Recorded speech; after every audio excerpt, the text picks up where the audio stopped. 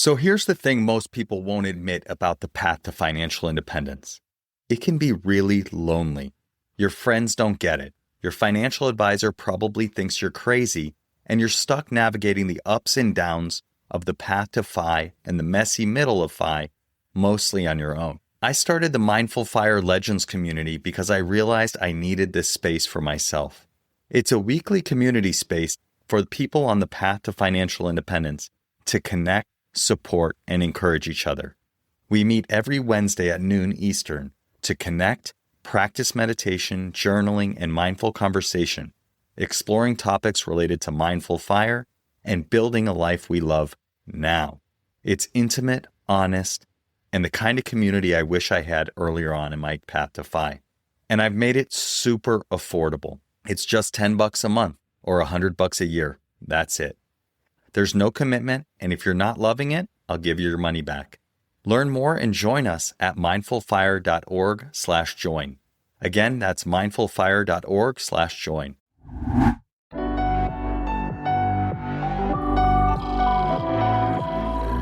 Welcome to the Mindful Fire Podcast, a show about crafting a life you love and making work optional, using the tools of mindfulness, envisioning, and financial independence. I'm your host, Adam Cuello, and I'm so glad you're here. If you're ready to start your Mindful Fire journey, go to mindfulfire.org/start and download my free envisioning guide. In just 10 minutes, this guide will help you craft a clear and inspiring vision for your life. Again, you can download it for free at mindfulfire.org/start. Let's jump into today's episode.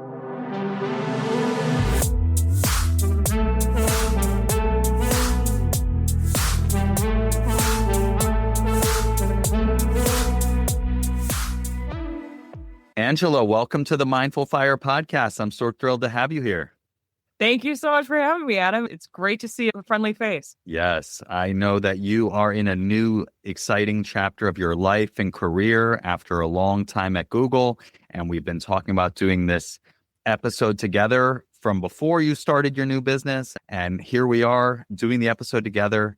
Thrilled to have you here and excited to have you share how you got here and where you're going. So let's go ahead. Go for it. Let's rock out. Yeah, I'm so excited to be here. And I absolutely love this podcast. I think every single person you interview has such an interesting take about what it means to be mindful and what it means to be financially independent, and what it means to be really focused on all the different things, because there's so many different stimuli out there right now. And it's just so hard to maintain that focus. Thanks again for having me on. I just think it's wonderful. As you led with, I left Google last July. I worked at both Google and YouTube.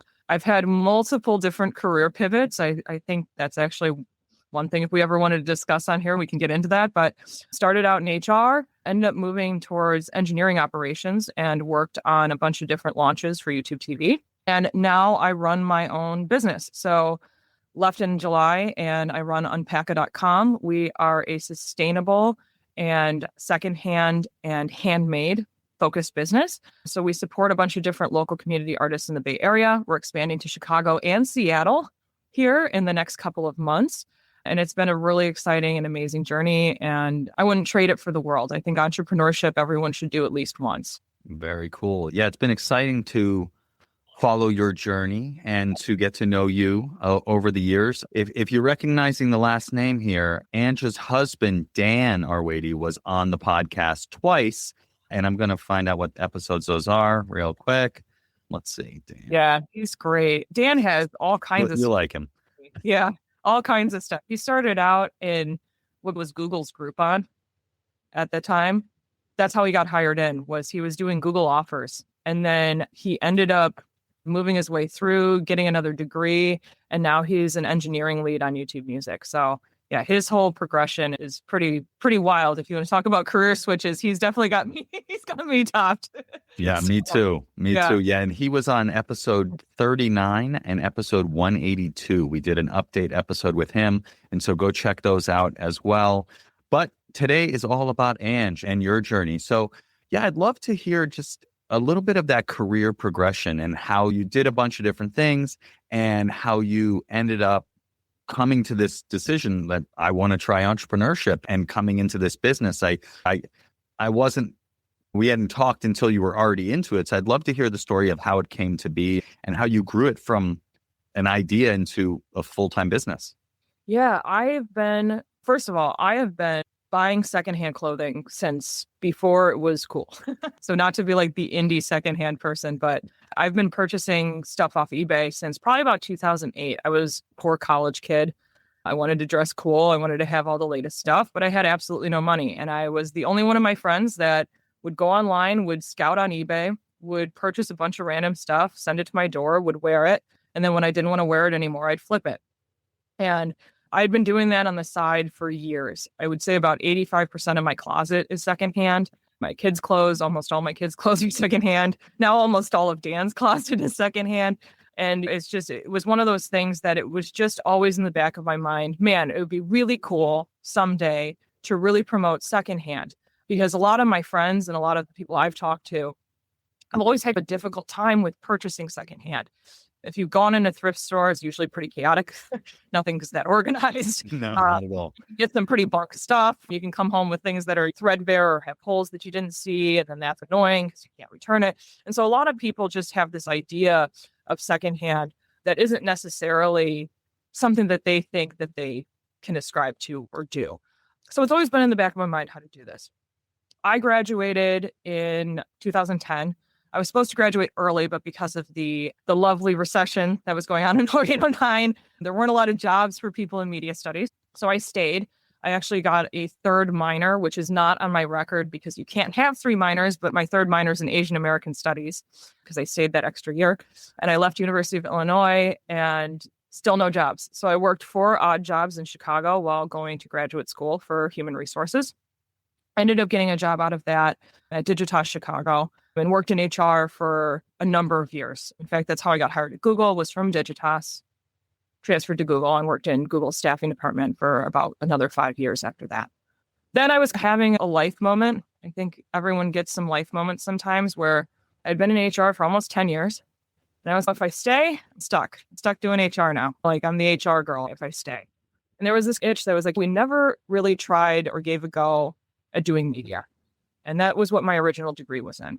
And this listing popped up on the internal system at Google called Grow.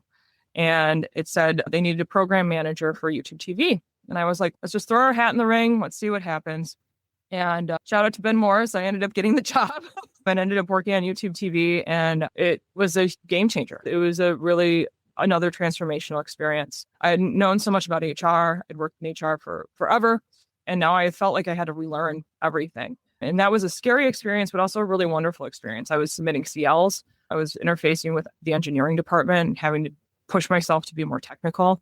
I was having to look at SQL scripts. I was having to do all kinds of stuff that an HR person is not necessarily trained to do. But there's a lot of transferable skills. I think people can ascribe and write themselves off when it comes to that. Oh, I don't know how to do X, Y, or Z, especially women. So I guess I'm not qualified. But at the end of the day, there's a lot more that you transfer than you think, like interpersonal skills from HR, understanding political boundaries, things like that. You bring all that with you. Yeah. And then YouTube TV was going pretty great until I came back from my final maternity leave and I got reorged.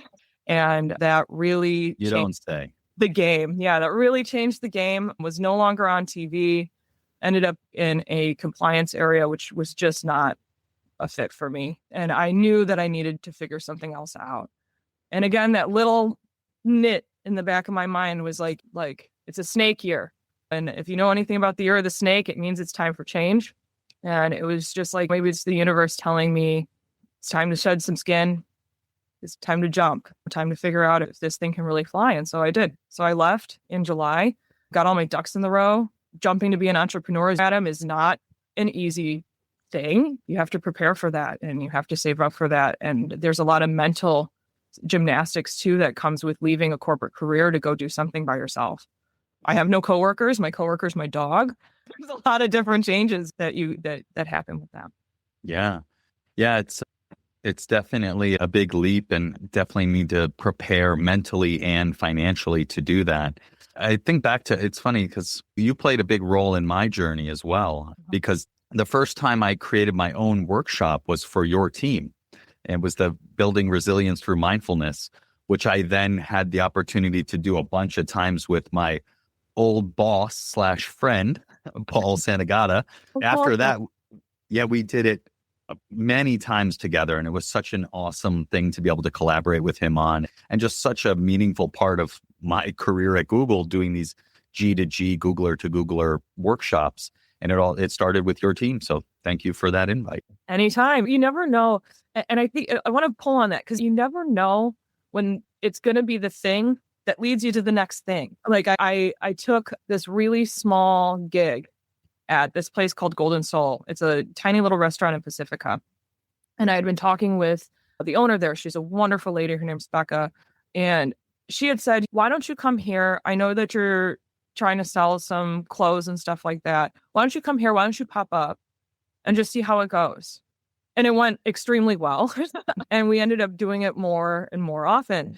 And that started to get me again flowing in. Okay, how is this like an expansion point? Is this an opportunity that I could do? Can I pop up places? And now we pop up pretty regularly. I pop up at a bunch of different craft fairs, secondhand festival. I also do personal styling inside of my home. So you can come over. We'll style you in all secondhand clothing. Also, a lot of people don't know their size, what fits them, what looks good on them. So it's another way too to just freely explore without having to buy anything. You don't have to. If you see something you like, great, take it home. But it's just a great way to learn a little bit more about yourself. But that never would have happened had I not said yes to the coffee shop owner being like, hey, pop up here and let's see where that goes. Yeah, it's amazing how these things come up, these little opportunities that become the seed that grows into a plant, which grows into a tree. And it's eventually becomes your life if you like it and you want to keep watering that seed. I've been thinking about this a lot. I mentioned before we started recording that I've been thinking a lot about omens. And I'll take a side tangent here on omens, but I'm a huge fan of the book, The Alchemist. Have you read The Alchemist? I have not yet, no. Oh, you got to read it. Got to read it. It's from my fake uncle, Paulo Coelho. And it's an extremely well-known book. And it's essentially about a shepherd who goes in search of treasure at the pyramids. He's in Andalusia, Spain, and he has this dream that his treasure is at the pyramids. And he goes in search of his personal legend. That's what they call it. And I think about that as purpose or vision. And he has these trials and tribulations along the way. And the whole thing is he's following the omens. And I feel like that person you met who owned that restaurant, who said, or that cafe, who said, come and pop up, that's an omen. And I've had many omens, and I feel like it jives very well with what I teach, which is envisioning and having a vision and then following the breadcrumbs to move towards that vision.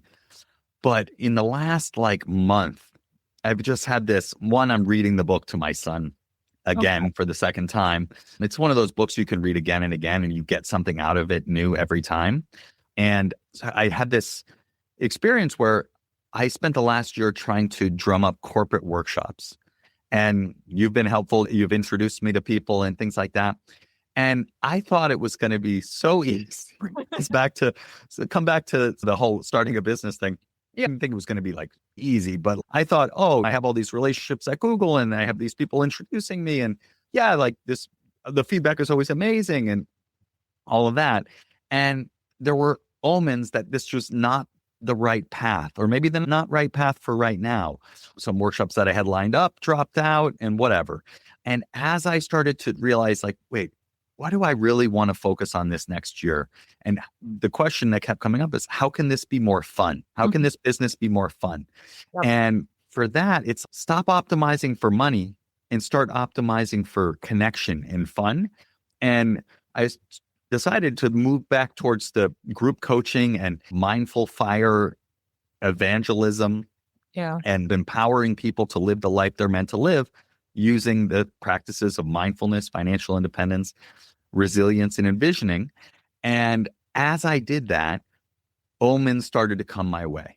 People started to message me, Googlers and non-Googlers, saying, hey, I love your podcast so much, this and that. I had a call with this woman who left Google and is now, her name's Dina. She's awesome. Had a long call with her. She's now doing a junk removal business with her husband in Pittsburgh. Cool. And loving it, right? Lit up. Who would have think junk removal would light you up, but she's lit up by it. And anyways, I'll get to the point, which I don't know what it is, but I will get there sometime. But the whole thing is just these omens. And just before this, yesterday I put out an email just saying, hey, I'm thinking of putting together this group coaching program again. Let me know if you know anyone who's interested. 10 people replied. Nobody ever replies to my emails. And barely anyone ever says anything about the podcast because it's really a one-way media. But these omens started coming. And today I had 2 of these calls with these people. And I'm lit up by it. I'm just feeling so good, so energized. And so there's a lot to be said about paying attention to the omens and both things that aren't going your way and things that start to go your way. It's like there's something there. Yeah, I've heard it framed as when the energy matches the art. Like when you're in a moment and you're feeling it and something's telling you, go this way. You're not feeling this anymore. You don't need this anymore. It's time to leave this backpack and go this way. I don't know if you're a gamer at all, but if you've ever played Zelda, like any of the really good Zeldas, like Breath of the Wild or anything like that, where there's so much you can do. Like the universe is so big in those games. It's absolutely beautiful. It is a work of art in itself. But there's a bunch of different quests you could take on. And there's some main quests, right? Like in life, there's main quests too, trying to get to some financial stability, trying to have some housing that's stable, and those I would say are like pretty main life quests. But there's a lot of these little side quests that if you do, they make the main quest a lot easier. They fulfill it a lot more. And usually these side quests involve talking to people. They involve doing things for others. They involve finding things, searching for things, going out on a limb, doing something that's a little weird or quirky or scary. And they're not always straight and narrow. It can be a little confusing. And I think, though, that's the beauty of this. That's the beauty of what you're calling omens, right?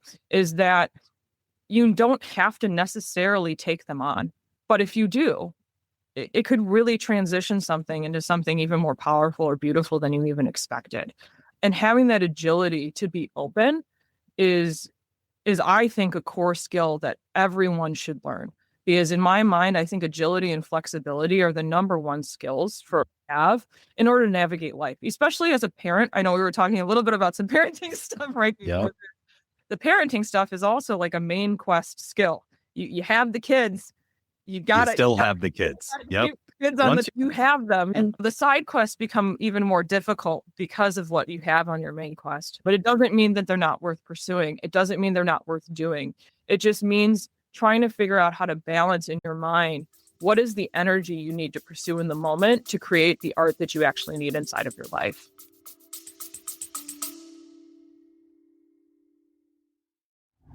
There's a huge problem in the financial independence movement that rarely gets talked about. I've chatted with hundreds of people nearing financial independence, and I keep hearing the same thing. They say, I've spent all these years doing everything right, saving, investing, building financial freedom, yet now that I'm almost there, I'm stuck. I have no idea what I actually want my post-fi life to look like. This lack of clarity keeps people stuck in one more year syndrome, continuing to work because they're afraid of making the leap into their next chapter. That's why I created the Firestarter Mastermind, a 10-week small group coaching program to help you think big about your life and what you actually want your post-fi life to look like so you can start living it right now. And here's my promise. At the end of this 10-week program, you'll not only have a clear vision for your post-fi life, but you'll have specific and tangible ways that you can actually point to for how you're already living into that life right now. The next cohort starts in early March, and space is limited. So if you're ready to get clear on what you want and start living into your post-fi life now, we should chat. Go to mindfulfire.org/call and grab some time on my calendar. We'll chat about your situation, the ideas you have for your post-fi life, and explore if the Firestarter Mastermind can help you start living those. No sales pitch, just a casual conversation to get to know each other and see if this is a fit. Grab some time at mindfulfire.org/call. Let's get back to the episode. Yeah. I really appreciate that because adaptability is the core skill, right? I'd say it's the core skill that made both of us successful in our careers at Google, for sure. I don't know Totally. if I Totally. describe I guess I was successful at Google. It's hard to say at the end, but I feel like that is just that skill with the constant reorgs and the constant change. And then in parenting, like I think adaptability is the core skill I'm trying to teach my son right now, because he gets very attached to things happening a certain way. Yep. And when it doesn't happen that way, it's not good. And he needs to build that skill of, I can adapt, I can navigate this. And I think it is the core skill for life, especially with how things are going now, where it's who the hell knows what's going on every day. Totally. You wake up and you're like, wait, what? I hear you. And we're on this end. One of the things that I personally fight as a demon is perfectionism, where it's like, oh, I messed this thing up. And then you beat yourself up consistently, the guilt, and you flog yourself but you have to learn how to let that go too. Just because you had mentioned the end of your career wasn't as ideal as you had imagined it. And that's a difficult thing to go through. Neither was mine. But when you think back at all the different things you've done throughout your career, there's so much to be proud of. I was literally the person who pressed the little red button to launch the Olympics in 4K. Like I was the person who actually launched the Sports Plus package to YouTube TV. I was there when we were discussing Spanish Plan. I was there when we were doing all this different stuff for the Super Bowl. I launched primetime channels in multiple countries in a time zone that wasn't mine. I hired so many people into Google working in recruiting and staffing, people who still work there today, whose journeys have gone on to be amazing things. Yeah. And so when you look at it, when you take just a tiny slice and you're like, ugh, dang it. Yeah. This can go. When the gamut is like, girl, unbelievable. God damn, girl. Yeah. Wake up. Wake up. Yeah. Especially I have 3 kids and a husband who's also working full time and is also a musician and also has side projects and went back to school. And when you look at the thing on a whole, your success is your partner's success. And at the end of the day, beating yourself up about one small microcosm, you just spin. And so that's one of the things that I've been working on with my son daily too. My eldest has definitely got perfectionist tendencies. I see a lot of my personality in him. And so the two of us together are working on that. There's a great book about perfectionism. It's escaping me right now what the name is, but I promise that I will send it to you afterward. But they talk about the different types of perfectionism and how to negate them. And so because there's different types. Apparently the perfectionists are not all the same breed of perfectionists. There's hyperized little perfectionists inside of the perfectionist core. He and I are navigating that together. Yeah, no, I resonate with that a lot. I always call myself a closet perfectionist because I don't think of myself as a perfectionist, but I absolutely am. Like even writing the email yesterday, it was like 2 lines. And I was like, it's like, for me, I don't want to do it wrong. My inner critic is always, you're doing it wrong. And I'm like, I can't do it wrong. And it's no, just send the email. Like just write it and send it and see what happens. And I think one of the things, the core things that has helped me release that and navigate the ups and downs of life with more ease is mindfulness. Right? Because there's non-judgmental aspect to mindfulness, like simply a kind, curious awareness that if I can remember to bring it to the situation, it allows me to get out of my own head and get out of that doing it wrong and not far enough and along and all of these things. And it's really been helpful to have that practice and that in my back pocket. Even if I am caught up in God knows what, I can always remember to come back to be like, oh, actually, I can step back from this and just see it clearly. Exactly. And even just little mindful changes in your day-to-day. I don't know if you do anything to short circuit yourself, but a couple of things I do to short circuit me is I'm in the clothing business now. I just am. And one of the things I do every morning now is I try to get dressed as mindfully as possible. I try to envision my day. I try to envision what it is that I want to say to people before my mouth even opens. And from there, it really sets a tone for me for how I expect my day to go. Look, can you do it every day? No, there's some days where my youngest daughter has thrown up in her crib and we are just going to do our best. And this is the day we're having. And even that is a little bit mindful. Going to put hair on. We're just going to put hair up and we're just going to make it work. But for the days where you actually have a little bit of pause, it's good to set that tone, to set that energy, to say, this is how I'm going to show up today. And this is the person I want to be. And even those little hesitations, like you said about, this email, is it right? Are people going to judge me for it? Is anyone even going to respond? Do people even care? Everyone has that going through their head, especially if you're an entrepreneur or a business owner. Oh, yeah.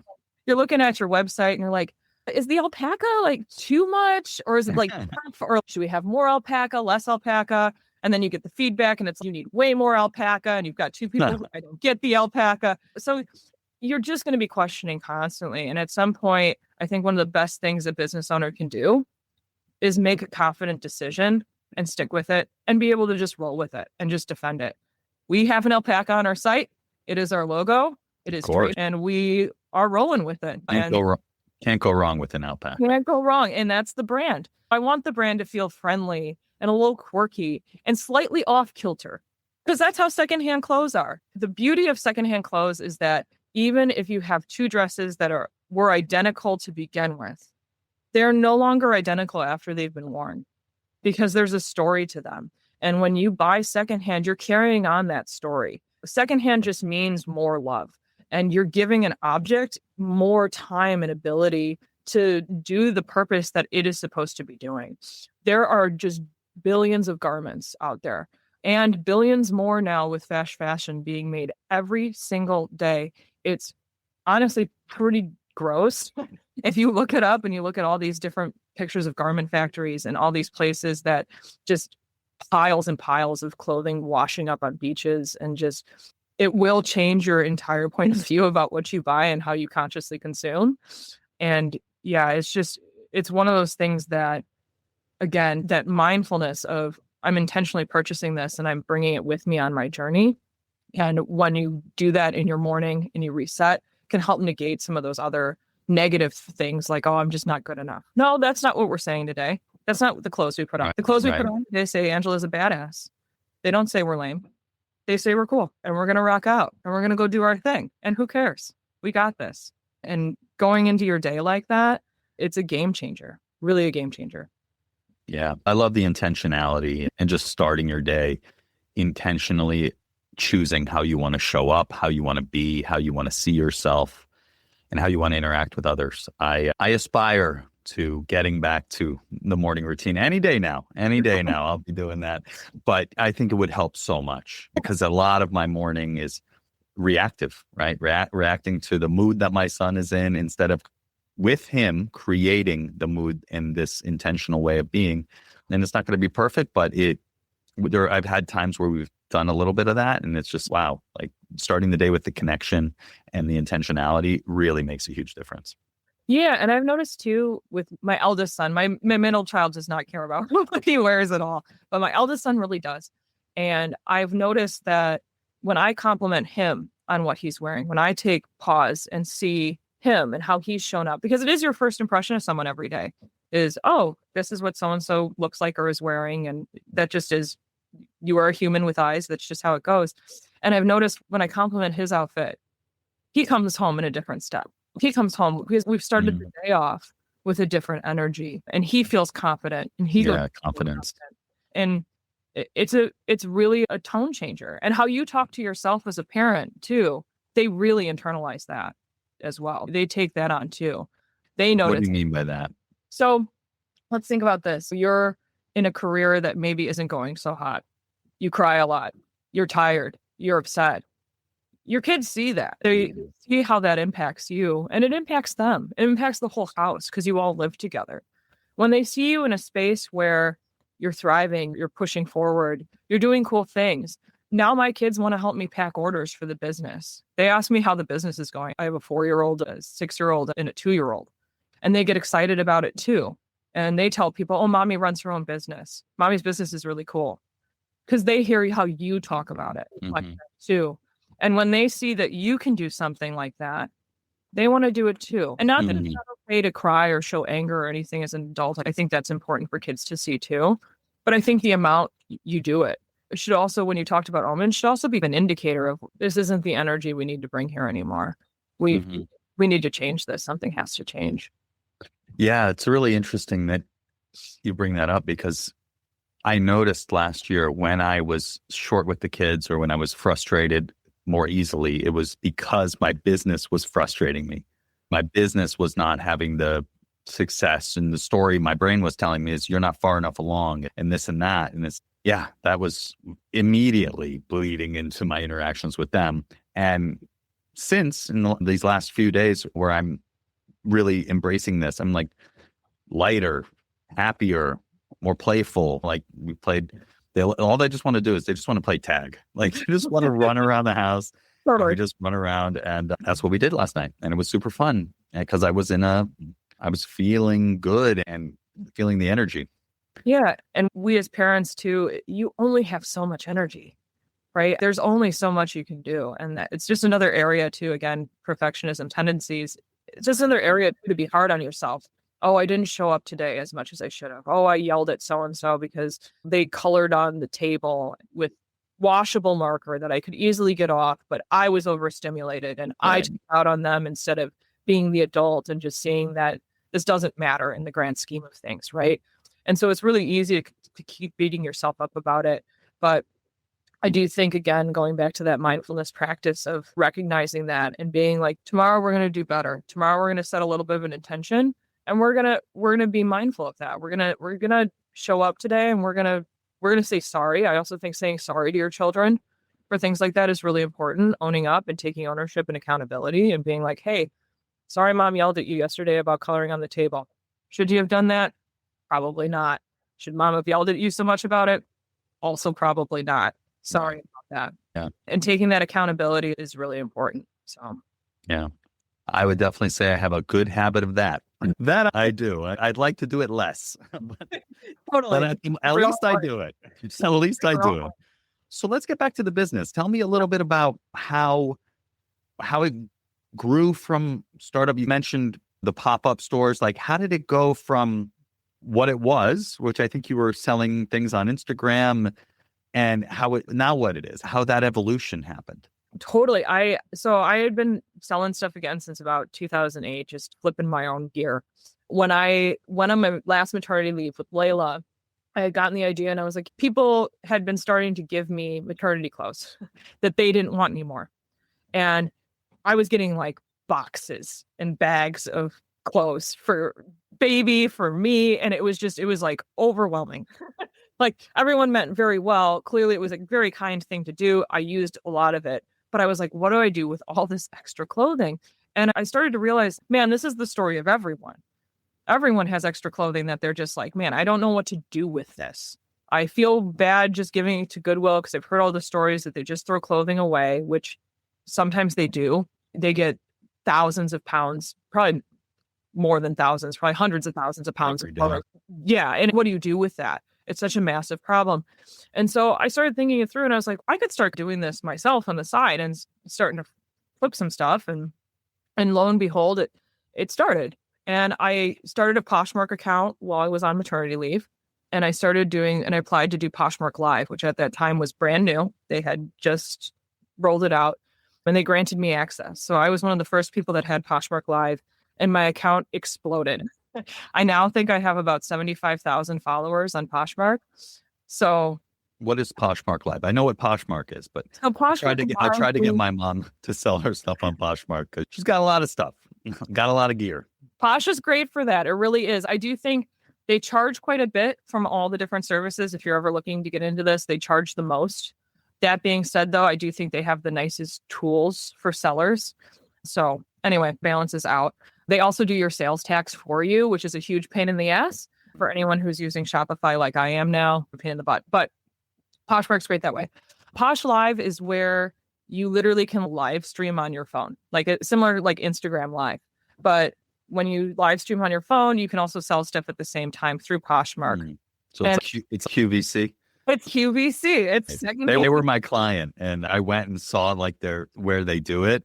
Actually, pretty cool. But okay, so it's like QVC for secondhand clothing. For secondhand clothing, but people now sell all kinds of stuff on there. You can get almost anything on there. I buy rocks from a lady who does Poshmark rocks, like big gemstone rocks. I have like huge crystals and stuff in my house.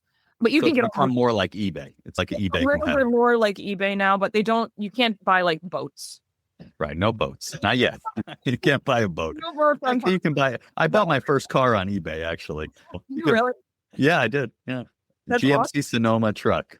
Kicking it, dude. But yeah, so started through Poshmark and and it was just okay. And I went back to work and I was feeling a little sad because I had built this community on Poshmark. I started having all these people and now I kind of had to let it go because I had to go back to my job. And again, it was just like the universe like slapped me in the face and was like, hey, you're not going back to your job that you liked anyway. You're going to go back to this other thing. And it was, oh, okay. And more signs had started pointing to, hey, this secondhand thing, this is starting to build. And through all these different pop-ups, I started meeting all these different local artists who were expressing how hard it is to build a website. They're not tech savvy. It costs a lot to host a site, to build a site, to do the marketing, to send everything out, to have a customer database, to do customer service, to do all the things a small business has to do. And so a lot of them are just selling at these markets with their beautiful stuff. And that's it. That's as much as they can expand. And so I thought, what if we put our money where our mouth is? And what if we tried to make something that was like a sustainable Stitch Fix? So you can subscribe to us and we will actually send you handmade and sustainable goods based on your profile, or you can shop your own way and buy things as you go. So our first artist community was in the Bay Area, just because that's where I live. But the second communities we're targeting are Chicago. I also know a ton of artists there from Dan and mine's time living there. Incredible stuff that's going to be coming out from that community. And then Seattle, there's really an amazing amount of beautiful art up in the Northwestern United States, a lot of native inspired art as well, and a lot of genuine native art too. So hopefully we're going to bring some of that in as well, because we'd like this to be a community that showcases a lot of different types of work. And it helps launch a lot of these different artists into their careers. So hopefully maybe one day they can have their own space. They can have their own business. We wholesale from the artists. We don't charge them anything else otherwise. So all the marketing, all the features, all the shipping, all of that, Unpack It handles moving forward. So you essentially become like a distributor for them? Exactly. We're a distributor for them, but in order to not lose the sparkle that is them, we actually make sure that everything is logged under them on our site. We put up a personal bio about them. We link to their personal Instagram pages. We link to their personal websites if they do have one. We bring them to a lot of the bigger pop-up shows. We just did Sip Shop Eat, which is a really expensive show. I don't think a lot of people know this, but like the larger craft fairs like West Coast and things like that you've heard of charge crazy amounts of money to be there, to show up. Tents can be, for just a 10 by 10 tent, can be like $2, $3, $4 grand. Wow. Just to show up, be there. To show up. And that doesn't include like all the money you have to put into like buying a rack to display the stuff and getting POS to purchase the stuff and everything that goes into it. So again, for a lot of these small businesses, it doesn't make any sense, but it does if you're one business that brings everybody together. Right. Yeah. And we'll show everybody off and display your cards on your behalf and stuff. So that's what Unpack is supposed to be for. We really want to promote community. We really want to promote handmade, and we really want to promote secondhand and sustainable thinking. I like it. And I guess the question that comes to mind for me is like, how does that differ from Poshmark? Yeah. Great question. So Poshmark is like a one-off purchasing, kind of like eBay, right? Like I want to buy like a Lily Pulitzer dress, and I want this specific dress because I'm going to my friend's baby shower. So I'm going to look up this dress. I'm going to bid on this dress because I don't want to pay full price, and I'm going to buy and send the dress. Okay. It's just a very transactional experience. We don't want Unpack It to be just a transactional experience. If you subscribe to us, we really try to get to know, what are you missing from your closet? What do you wear on the regular? What don't you wear that you wish you did? And we really try to understand what it is that you need that we can help fill in the gaps with, and what you might even just want to send us, get store credit for, and we can send you something back. We're hoping to make it more circular. So that way you feel like you can change things in and out of your closet, while also, again, keeping that mindful practice of nothing new. You don't need to buy anything new. This is new-ish, but you don't need to buy anything new. And by us offering store credit too, we hope it also alleviates people's pocketbooks a little bit too, because you're trading in stuff you're not going to wear anymore, getting new stuff that you can put in your closet. it's hopefully like a mutually beneficial system for both. And you can get handmade stuff too with that credit. So if you want to shop a cool artist that you've never heard of, or you want to get some new pottery or something like that, you can do that as well. So again, it's a little bit more personalized and a lot more intentional. And we really want our customers to feel that personalized and intentional piece of it. I write handwritten notes in every package. I pack every order right now. Because I don't want it to be some big transactional, who cares about you, business. I want it to feel like, hey, somebody cares about this, somebody cares about this garment, and somebody wants you to show up and feel good about yourself every day. And if it doesn't fit, we have a return policy too, trying to make sure it doesn't go back to a landfill, trying to make sure it stays within this realm. And how do the economics work? I imagine sending things back and forth is pretty expensive and time consuming. It is. If you do a subscription box with us, typically we'll reach out and we check on your measurements and things like that. We also, again, try to really make sure and be really conscious about what is it that you're looking for? What is it that you'd really like in your box? Because, we want to minimize the amount of returns that happen, because it is not the most sustainable thing. Unfortunately, there is no true sustainable business at this time because everything uses gas to deliver stuff and whatever. But we do try our best to make sure we minimize that. We use recycled packaging. Again, everything's secondhand or handmade. And we really discuss with our customers beforehand, like, what is it that you're looking for when they're doing the style boxes, just to make sure we're getting it right and we're minimizing that return. That makes sense. Yeah, I think it's very interesting because, as somebody who has no idea what they're doing when it comes to fashion, this is useful. Adam, we do men. I see that on the website. We need men's clothes. So if you have stuff to send in, send it to us. If we can't take it, for example, if it's slightly more used than what we go with, we have really high quality standards for our stuff because, again, we want it to be really circular, come back to us and resell it. We also don't take specific brands too. Like, for example, we don't necessarily take Target or Walmart or anything like that. But we partner with a couple amazing charities. One is out of Oakland called Oakland Collective. They do a free pop-up where they give literally everything away to the community for free. And so everything that we can't sell, I ship over there to them for them to use for their free pop-up and make sure it goes back to the community. Also, 5% of every purchase right now in an order goes back to a local charity within the Bay Area. We'll be expanding to certain charities in Chicago here shortly. But again, we want to try to maximize the amount of good we're doing in a time where it feels like everyone is trying to amass the most amount of money and be a billionaire and buy another jet. So important. They get those extra yachts. My goodness. What will they'll go hungry and can't go to the doctor. Exactly. What will we ever do? Pray for them. I really I wanted to build something that felt a little counterculture to that. I hope I'm never a billionaire. I really want this to be something that benefits the community, benefits artists, and benefits the subscriber or individual on the other end. I don't want you to just feel like another number. I want you to feel like confident. And you did something really good today. It went back to charity. You bought something secondhand and it looks really great on you.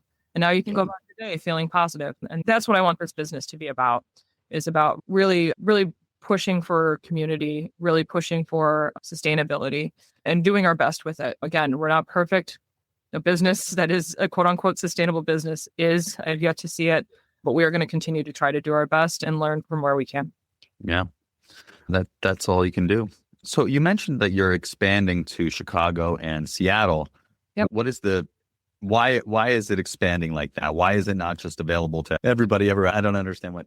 Yeah, we're trying to keep, so the artists, we're trying to keep them in like a community collective in a way, right? So we have like our Bay Area artist community. We're going to try to have our Chicago artist community, and we're going to try to have our Seattle artist community, and then we're going to keep expanding community-wise like that. I see. From the handmade goods. Exactly. You could buy them from anywhere. Correct. The clothing itself is going to be centralized through Unpacka.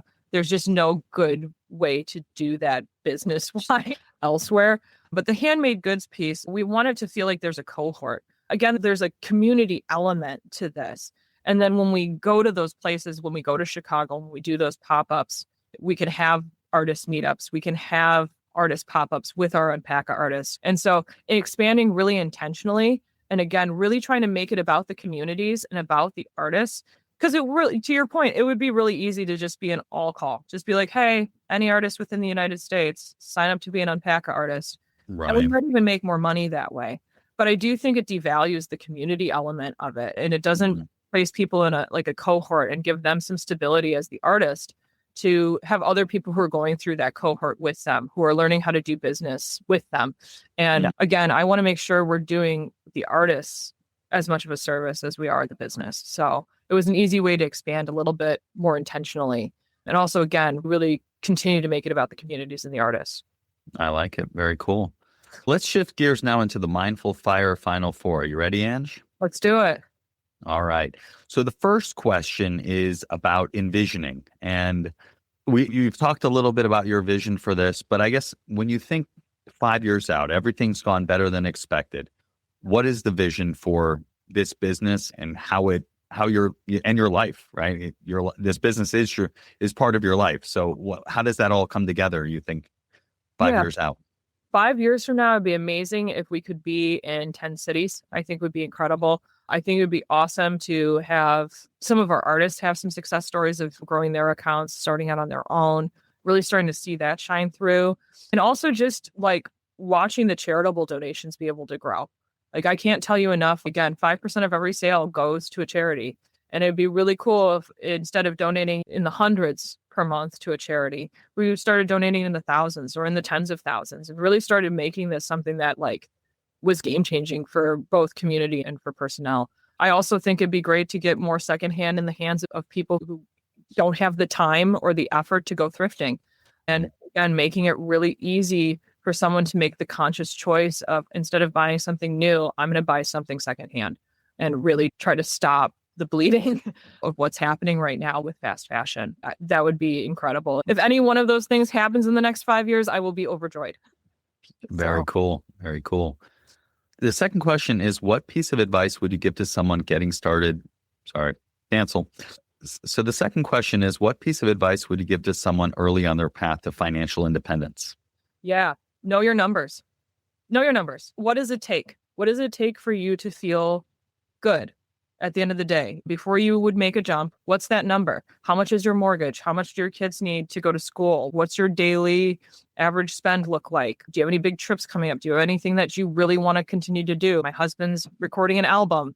It's costly to do things like that, right? Knowing what your numbers are, I think gets you to where you're going. Again, it's that mindful consciousness. How can you be mindful of something if you've never sat down and discussed what your end number needs to be? And for everyone, that's different. I truly believe some people can completely live on a couple $100,000 and be completely fine in total and quit, have that saved and be done. And some people need a lot more to retire, especially if you live in the Bay Area. But it really, again, really depends what you're looking for when it comes to financial independence. Yeah, makes sense. Yeah, it starts with awareness, right? You have to be aware of what your life costs, how much money you're making, how much money you're spending, what your financial independence number is. Without that, you're flying blind. And And your spouse has to be in on it too. If your partner, Sure. your spouse has to be in on it too. Almost with anything. If you're going to start a business, your spouse has to be aligned with you. If you're going to having a misalignment there, I can't imagine doing any of this without having a partner who is not only supportive, but actively rooting for my success and actively knowing exactly what it is and us having agreed upon all these different standards of living that we have. That's extremely important. That mismatch causes all kinds of trouble. Absolutely. All right. The third question is, what piece of advice would you give to someone getting started with meditation and or mindfulness? Ooh, it doesn't have to be completely silent to be effective. I think your brain is such an interesting thing. And for me personally, there's always little things coming in every time I try to meditate. Oh, did you get this for TJ? Did you remember to fill out Tyler's flyer? And it's not necessarily about quieting that as much as it is just acknowledging that it's present and letting it move past you. And that takes a lot of practice because it can really throw you out of whatever it is you're doing. If you're like, oh no, I got to go do this thing. So really just being confident in that ability of it's okay that it's a little loud. I'm not doing it wrong. That's going to happen. And it still happens to anyone who meditates on the regular like I do. I use singing bowls now that actually helps quiet my brain a little bit. So for anyone that is really struggling with that, Sound bowls are great. I'm actually getting my sound healing certification too on the side. So I Nice. will be a certified sound healer hopefully by the end of the year. But yeah, singing bowls really changed the game for me and have really helped me quiet my brain. Very cool. Yeah, absolutely. It's all about awareness again, right? Awareness of what's going on and not getting caught up in it, or noticing when you are getting caught up in it and coming back. That's the thing that unlocked it for me, was expect your mind to wander. Yeah. Expect thoughts to happen, because that's what the mind does. It creates thoughts. So when you expect that, you're not thrown off by it. You just notice and come back. Yep, exactly. All right. And the final question, Ange, is how can people connect with you online, learn more about Unpacka, and where can they find all the cool stuff that you're doing and come into your world? Yeah, absolutely. We are on Instagram. It's Shop Unpacka, ShopUnpacka. You can also find us at www.unpacka.com, both areas. And we do have a LinkedIn. It is not nearly as updated as the other two. Those are our 3 social profiles. But yeah, follow us, like us. If you ever have any questions, you're more than welcome to reach out to me. I typically respond within 24 or 48 hours about any items or inquiries. And yeah, as we grow this year, if you're an artist in Chicago or in Seattle, we're looking for you. I would love to hear from you. Tell me that you're on Adam's podcast, because it would really make me smile. But yeah, we're looking for you, and we're starting those cohorts right now. We're going to probably have, I would say, about 5 to 6-ish artists in each area before launch. Amazing. Very cool. We'll go check all of that out, and I'm going to check it out as well, see if I can dress a little better. Turns out if you just dress with clothes from Costco all the time, you just feel like some lady post something on LinkedIn, and the hook was, "You are not a rotisserie chicken. So why are you buying all your clothes at Costco?" And my comment was, "I am a rotisserie chicken." Wrong. Yeah. So wait, Costco I could. sweet drip. Costco does have some pretty sweet drip. And look, if you're buying something new with intention because you really need it, little different than doing this. I've seen online these mass hauls from like Shein and people just buying $300 worth of clothing. And yeah, it's that to me is gross. If you need a new jacket and you find the right jacket and you're going to wear the heck out of it. Yeah. Very different. But yeah, you aren't a rotisserie chicken, Adam. I verify that, even though you've lied and said you are. I feel like I am. I'm just kidding. In the great scheme of life, are we all? That's right. I'm a $4.99 chicken. They do call me the chicken man. They do. So that's a story for another time, though. It's a podcast. That's right. The Chicken Man podcast. Exactly. And thank you so much for being here and sharing your experience and wisdom with the audience. I really enjoyed it. And I think people are going to get a lot out of this. Adam, always a pleasure to see your face. Your family's beautiful. And you guys are just some of the most wonderful people.